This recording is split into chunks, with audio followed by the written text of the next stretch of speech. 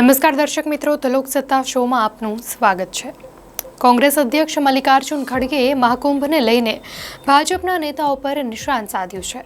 મધ્યપ્રદેશના મહુમાં કોંગ્રેસની જય બાપુ જય ભીમ જય સંવિધાન રેલીને સંબોધતા ખડગેએ કહ્યું કે શું ગંગામાં ડૂબકી લગાવવાથી યુવાનોને રોજગાર મળશે?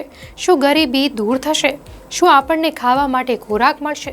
તેમણે કહ્યું કે હું કોઈની શ્રદ્ધાને ઠેસ પહોંચાડવા માંગતો નથી। દેશમાં બાળકો શાળાઓમાં નથી જઈ રહ્યા, મજૂરોને મજૂરી નથી મળતી।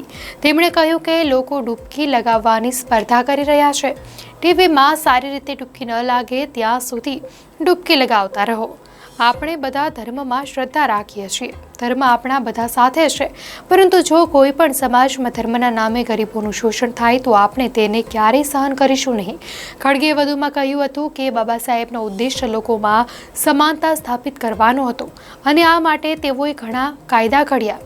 જો કોઈએ તેમને સંપૂર્ણ ટેકો આપ્યો હોય તો તે પંડિત નહેરુ અને મહાત્મા ગાંધી હતા। સમર્થન મળ્યા પછી જ બાબા સાહેબ આંબેડકર બંધારણ સભાના પ્રમુખ બન્યા। જો તમારે કંઈક પ્રાપ્ત કરવું હોય તો તમારે એક થઈને સખત મહેનત કરવી જોઈએ।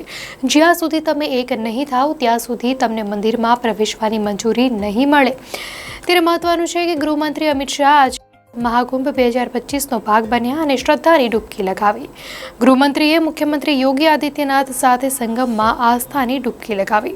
ત્યારે મલ્લિકાર્જુન ખડગેનું આ નિવેદન કેન્દ્રીય ગૃહમંત્રી અમિત શાહ દ્વારા મહાકુંભમાં ડૂબકી લગાવ્યા પછી આવ્યું છે।